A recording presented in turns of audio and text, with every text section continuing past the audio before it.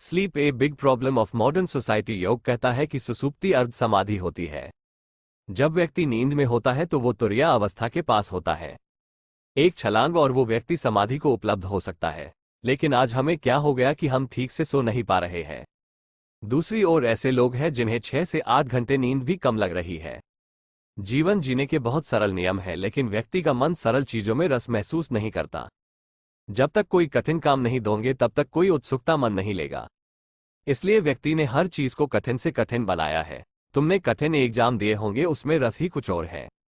IAS बनो, पर्वत पर चढ़ जाओ, कठिन से कठिन काम करो तो समाज में भी तारीफ मिलेगी और जीवन में उन्नति भी। लेकिन बुद्धि का इस प्रकार का अभ्यास जीवन की मूलभूत जरूरत को पूरा करने में बांधा बनता है। नींद के लिए सभी प्रकार के प्रयास को छोड़ देना होता है। प्रयासरत मन कैसे प्रयास को छोड़ेगा? इसलिए व्यक्ति को नींद की दवा का उपयोग करना होता है। कैसे हमारी दिनचर्या नींद के विरोध में चली गई है। रात को हम सोते वक्त टेलीविजन देखते हैं या मोबाइल, और उनके द्वारा डाले गए विचार हमारे मन में रात भर चलते हैं। अगर ऐसा व्यक्ति सुबह उठकर थकान महसूस करता है तो इसमें कोई संशय नहीं। रात को सोते समय कम से कम 1 घंटा पहले सभी काम को छोड़ दे, जिससे आप एक गहरी नींद का अनुभव करोगे। नींद न आने के कारणों को हम अगर ठीक ठीक निरीक्षण कर ले तो निरीक्षण करने में ही हम उपाय ढूंढ लेते हैं। मेरी दृष्टि समझे तो पहला कारण आपने अपने ब्रेन के स्नायु पर अत्यधिक प्रेशर डाल दिया है, जो मस्तिष्क को आराम की अवस्था में जाने नहीं देता है, जिससे आप एक अनिद्रा का अनुभव करते हैं। अगर हमें स्नायु को रिलैक्स करने की विद्या प्राप्त हो तब शायद हम इस अनिद्रा से मुक्ति पा सकते हैं। दूसरा कारण है पूरे दिन में मन का भोजन हम मन को नहीं देते।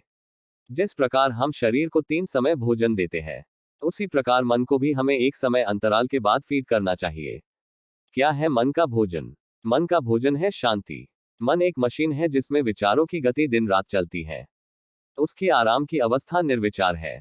अगर तुम्हारा मन कुछ समय के लिए निर्विचार अवस्था में चला जाए तो नींद से आज जितनी भी बीमारी है वो कुछ समय में ही तिरोहित हो जाएगी। और तुम्हें पता हो या ना हो, व्यक्ति के अंदर अधिकतम बीमारी अनिद्रा से आती है। मधुमेह, कैंसर, हड्डियों का कमजोर होना, हार्ट अटैक और अधिकतम मानसिक बीमारी भी। तुम्हारा सेंट्रल नर्वस सिस्टम भी खतरे में आ जाता है। आज की खोजें तो ये कहती है कि 99% बीमारी मानसिक होती है, बस 1% बीमारी ही शारीरिक है, जो शरीर से पैदा होते हैं। मन की बीमारियों पर नींद का बड़ा प्रभाव है। अगर हम एक सम्यक नींद नहीं ले सके तो आज नहीं कल हम कितनी बीमारियों से ग्रसित होंगे, हमें पता भी नहीं है। लेकिन सम्यक नींद हम कैसे लें, इसके बारे में सोचा ही नहीं है। आज अमेरिका तथा विभिन्न पश्चिम के देशों में नींद से पैदा होने वाली बीमारियों बहुत है। मनोवैज्ञानिक हो या डॉक्टर हो, उनका पूरा प्रयास यह है कि कैसे मरीजों को नींद आ जाए, क्योंकि शरीर का बनना या शरीर की बीमारी का सही होना नींद में ही होता है। तुमने देखा होगा जब डॉक्टर किसी व्यक्ति को उपचार कर रहा होता है तो वह अक्सर उसको नींद की दवाएं देता है, जिससे मरीज सो जाए, और एक बार मरीज सो जाए तो उसके शरीर में उठने वाले विकारों से लड़ने के लिए शक्ति शरीर जुटाने लगता है। नींद जैसी बहुमूल्य चीज को खो देना अत्यधिक दुखदायी है। आज ना कल ये हालात भारत में भी पैदा होने वाले हैं। कल शरीर के डॉक्टर से ज्यादा मानसिक डॉक्टर हमारे समाज के अंदर मौजूद होंगे। लेकिन भारत जो एक योग, धर्म, अध्यात्म की भूमि रहा है, जहां विभिन्न प्रकार के धर्मों ने उद्भव होने के लिए एक उपजाऊ भूमि पाई है, क्या उस देश की इस प्रकार की हालात हमें हमारे ज्ञान के प्रति सजगता को दर्शाता है? हमें जो उपलब्ध है हम उसके प्रति सजग ही नहीं है। अगर हम सजग होते तो आज हम अपने जीवन में तो सुधार लाते ही, और दुनिया के दूसरे देशों के लिए एक उदाहरण बनते। आज जापान के लोग अपने पंक्चुअलिटी के लिए पूरे विश्व में प्रख्यात माने जाते हैं कि उनकी जैसी पंक्चुअलिटी अन्य देश के लोगों में नहीं है। इसी प्रकार भारत भी अपने पूर्वजों के ज्ञान से सबका कल्याण कर सकता है। लेकिन भारतीय दर्शन जानने की कला है, सिर्फ विचारों से समझने की नहीं। जानने में और समझने में बहुत अंतर है। जानने में व्यक्ति का पुरुषार्थ लगता है और समझने में सिर्फ बुद्धि। बुद्धि दर्शन को समझने के लिए पर्याप्त नहीं है, क्योंकि जिस योग की बात पतंजलि करते हैं वो योग चित्त की वृत्ति के निरोध से ही शुरू होता है। हम जितना योग आज कर रहे हैं वो सब सारा शरीर के तल पर है, और हम जानते हैं कि शरीर से उत्पन्न होने वाली बीमारियां मात्र 1% है जिन पर हम बहुत ध्यान देते हैं। लेकिन 99% बीमारियों का स्रोत जो तुम्हारा मन है उस पर हमारा आज तक कोई ध्यान नहीं गया। कारण साफ है कि मन के पैदा होने वाली बीमारी शरीर की बीमारियों को भी 2 से 4 गुना कर देते हैं। अगर तुम्हारा मन बलशाली है, अगर तुम मानसिक बीमारियों से मुक्त हो तो शरीर की बीमारियां भी तुम्हें बहुत प्रभावित नहीं करते। तुम्हारा इम्यून सिस्टम इतना स्ट्रांग होता है कि वो शरीर की बीमारियों से आसानी से लड़ने में सक्षम होता है। तो आज हम जिस स्थिति में जी रहे हैं वो मनुष्य के मानसिक स्थिति की निम्नतम स्थिति को दर्शाता है। अनिद्रा की स्थिति को छोड़ने के लिए कम से कम कुछ उपाय जरूर करें और यह उपाय दिन प्रतिदिन के हैं, कोई एक दिन के नहीं है। और अपना जीवन का कल्याण करें। पहला उपाय यह है कि अपनी दिनचर्या को योग के हिसाब से ढालें। योग कहता है कि सूरज के उगने के साथ उठे तथा सूर्य के डूबने के साथ विश्राम की अवस्था में चले जाएं, अर्थात आपके पास 12 से 16 घंटे हैं जिसमें आप पुरुषार्थ करें। जो आप कर सकते हैं उसको इन 16 घंटा में कर ले। दूसरा बात यह है कि सोते समय बहुत होशपूर्ण होकर सोए और होशपूर्ण होने के लिए कम से कम आधा से 1 घंटा पहले अपनी समस्त क्रियाओं को छोड़ दे। उसके बाद सिर्फ अपने द्वारा किए हुए पूरे दिन के कृत्यों का अवलोकन करें और अपने कल के प्लान को सुनिश्चित करें।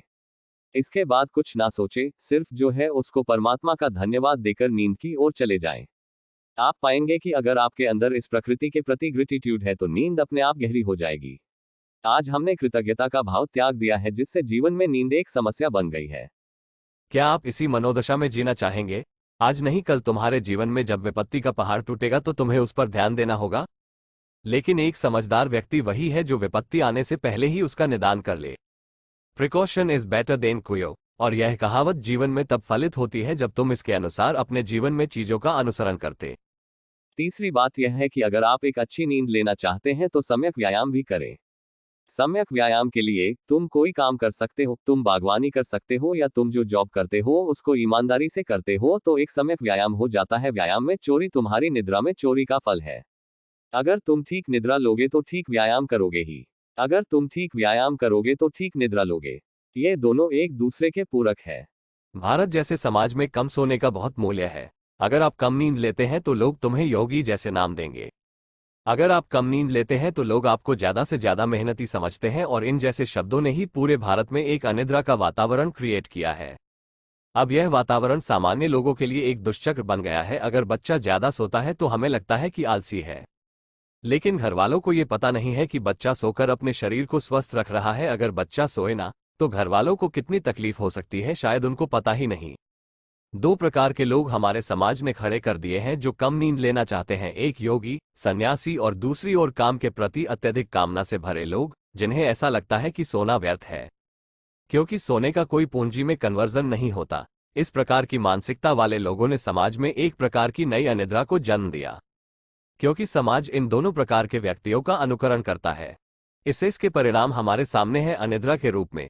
ऐसा तुम इसलिए करते हो कि तुम अपने समय का ज्यादा से ज्यादा उपयोग कर सकते हो, और समय का उपयोग ज्यादा से ज्यादा करना हो तो नींद कम से कम लेनी होती है। इसलिए लोग 18 घंटा काम करते हैं, कोई 20 घंटा काम करता है, और कटौती सिर्फ नींद में होती है। भोजन बढ़ता जाता है, लेकिन पाचन के लिए भी नींद का होना अत्यधिक आवश्यक है। इसलिए भारत में तो एक रिवाज है कि अगर आप दोपहर का भोजन करें तो कम से कम एक छोटी नींद खाने के बाद अवश्य लें, और अगर आप रात का भोजन लें तो कुछ देर टहलने के बाद नींद में चले जाएं। नींद से पहले थोड़ा सा व्यायाम योग में आवश्यक बताया गया है। रात में, दिन में अगर भोजन के बाद व्यक्ति को छोटी सी नींद ले ली जाए तो आप पाएंगे कि उसके नींद के उठने के बाद काम करने की रफ्तार तथा एफिशिएंसी पहले से 2 गुना हो जाएगी। लेकिन चूंकि हम एक पश्चिमी दिनचर्या को फॉलो करते हैं तो भारत जैसी दिनचर्या का मूल्य धीरे धीरे हमारे जीवन में कम हो जाता है। लेकिन जीवन सिर्फ धन ही नहीं है, सिर्फ शरीर ही नहीं है, जीवन का स्रोत अनंत है। भारत ने सारे नियम उस अनंत को ध्यान में रखकर बनाए हैं। इसलिए जिस व्यक्ति को स्वस्थ जीवन जीना है, आनंद पूर्वक जीवन जीना है और कृतज्ञता से जीवन जीना है तो भारत के द्वारा दिए गए आयामों पर हमें नियम बनाने चाहिए और अपनी दिनचर्या को भी उसी के अनुसार ढालना चाहिए जिससे हम मानसिक तथा शारीरिक रूप से स्वस्थ रह सके। जीवन कोई बिताने वाली या काटने वाली स्थिति ना हो। जीवन एक खोज हो, नए से नए आयामों की, परमात्मा की और स्वयं की। Sleep a big problem of modern society. योग कहता है कि सुसुप्ति अर्ध समाधि होती है।